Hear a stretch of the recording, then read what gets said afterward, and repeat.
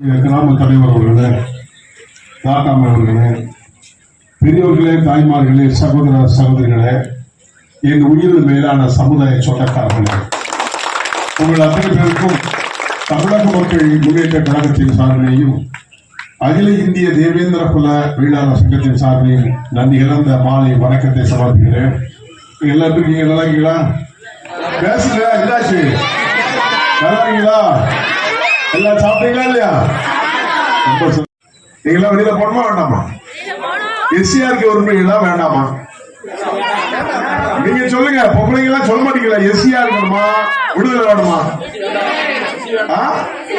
வேண்டாம். ஏன்னு கேட்டீங்களா, எடுத்து விடணும். ஏன்னா தேவேந்திர குல வேளாளர் என்ற அரசாணை வாங்குறதுக்கு 40 வருஷம் ஆயிருக்கு. 40 வருஷத்துக்கு முன்னால வந்து நான் கேட்டுக்கிட்டே இருந்தேன். இப்பதான் கொடுத்துருக்காங்க விடுதலை. அதுலயும் இன்னும் எஸ்சியில் தான் இருக்கு, ஒண்ணும் மாத்தல. அப்ப நமக்கு விடுதலை வேணும்னு சொன்னா பட்டியல் இடத்துல வெளியில போகணும், எஸ்சியில இருந்து வெளியில போகணும். அதுக்கு தான் இந்த மாநாடு ஆகஸ்ட் 24 திண்டுக்கல்ல மாநாடு. எல்லாம் வந்துருவீங்களா? எல்லாம் வந்துருவீங்களா இல்லையா? 200 கேட்பீங்களா? அதை கேட்க மாட்டீங்களா? ஏன்னா இந்த காலம் அப்படி ஆகி போச்சு. இன உணர்வோடு சமுதாய பற்றோடு இந்த சொந்தக்காரங்களை போனா திண்டுக்கல்ல பார்க்கணும். சமூக சமத்துவ மாநாடு, தமிழக மக்கள் முன்னேற்ற காலத்தில் வெள்ளி விழா, பட்டியல் வெளியேற்ற முக்கியமான கருத்து. எல்லாம் வந்துருக்கீங்கள? உங்க எல்லாத்தையும் அங்க பாப்ப கேட்பேன். இருந்து யாரெல்லாம் வந்துருக்கீங்க கேட்பேன். எல்லாம் கைது பண்ணணும். இப்ப எழுத மாட்டீங்களா? உங்களை எல்லாம் பாக்கிட்டு தான் நான் வந்திருக்கேன். இப்ப அழைப்பு கொடுக்க கிராமத்துடைய தலைவர் அவர்களை, யார் கிராமத்தில்? தமிழக மக்கள் முன்னேற்ற கழகத்தின் நிறுவன தலைவர் திரு ஜான் பாண்டியன் அவர்கள் இந்திரா நகரின் ஊர் முக்கியஸ்தர்களுக்கு மாநாடு அழைப்புதலை வழங்கி மாநாட்டில் கலந்து கொள்ள அழைப்புதல் விடுத்தார். இந்திரா நகரில் உள்ள ஊர் முக்கியஸ்தர்களை அந்த அழைப்புதலை பெற்றுக்கொண்டு நன்றி தெரிவித்தனர். தமிழக மக்கள் முன்னேற்ற கழகம் வெள்ளி விழா 25வது ஆண்டு விழாவும் சமூக சமத்துவ மாநாடும் பட்டியல் வெளியேற்றம், குறிப்பாக தமிழ்நாட்டில் இருக்கிற தேவேந்திர குல வேளாளர்கள் 99.5 அவ்வளவு பேருமே பட்டியல் வெளியேற்றம் வேணும்னு சொல்லியிருக்காங்க. மக்கள் எல்லா தமிழ்நாடு போல இருக்க அனைத்து மாவட்டத்துக்கும் சென்று வந்திருக்கேன். அதுபோல் அந்த கிராமங்களுக்கு சென்று நேரடி அழைப்பு மாநாட்டுக்கு அழைப்பு கொடுக்க வந்திருக்கேன். அழைப்பு கொடுத்துக்கிட்டு இருக்கேன். துப்புரவு பணியாளர்களை அகற்றுவது நான் வன்மையாக கண்டிக்கிறேன்.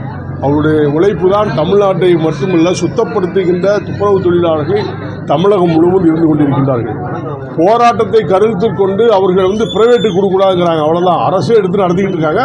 பிரைவேட்டு கொடுத்தா என்னன்னு கேட்டிங்கன்னா, இப்போ அரசாங்கத்துடைய சம்பளம் 22,000 ரூபா கொடுக்குறாங்க. பிரைவேட்டு கொடுத்தா 16,000 ரூபா கொடுப்பாங்க. அப்போ கிட்டத்தட்ட 6-8,000 ரூபா அவங்களுக்கு லாஸ் ஆகுது. அப்புறம் வாழ்வாதாரம் பாதிக்கும்ல. அதனால் அது நீக்கி மீண்டும் அரசே அவர்களை கை வைத்து அவர்களை வேலை செய்ய வைக்க வேண்டும் என்று நான் கேட்டுக்கிறேன். தமிழக மக்கள் முன்னேற்ற கழகம் ஆணவ கொலைக்கு நான் தமிழக மக்கள் முன்னேற்றம் வன்மையாக கண்டிக்கக்கூடியது. எப்போயும் நான் பல திருப்பு சொல்லியிருக்கேன். ஆணவ கொலை என்பது தமிழ்நாட்டில் நடக்கக்கூடாது என்பதற்கு பல அப்படி மீறி நடந்தாலும் கூட அது சட்டம் கடுமையாக்கப்பட வேண்டும். திட்டம் போட்டு நம்முடைய மாண்புமிகு அமைச்சர் அவர்கள் சட்டத்தை கடுமையாக்கி அதை நிறுத்த வேண்டும் என்பது தமிழக மக்கள் முன்னேற்ற கழகத்துடைய எண்ணமும் அதுதான், மக்களுடைய எண்ணமும் அதுதான். 26 சட்டமன்றத்தில் பொறுத்திருந்து பாருங்களேன். அவசரப்பட வேண்டாம். இன்னும் 8 மாதம் இருக்குல்ல, பார்ப்போம். வரும்போது காலம் கனியும் போது சொல்லுது. ஆனால் தமிழக மக்கள் முன்னேற்ற கழகம் எதோட கூட்டணி அமைக்கிறதோ அந்த கூட்டணி வெற்றி பெறும்.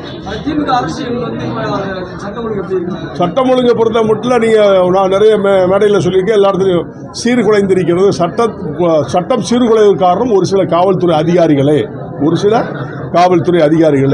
திட்டமிட்டு பல தவறுகள் நடந்து கொண்டிருக்கிறது. இதை அரசு கண்காணிக்க வேண்டும் என்று நான் வேண்டுகிறேன். நிச்சயமா தீர்மானம் வாசிக்க கூட உங்களுக்கு கொடுப்பேன். நன்றி, வணக்கம். வணக்கம். இது தமிழ் பவர் நியூஸ். சப்ஸ்கிரைப் பண்ணுங்கள், ஷேர் பண்ணுங்கள், கமெண்ட் பண்ணுங்கள். நன்றி, வணக்கம்.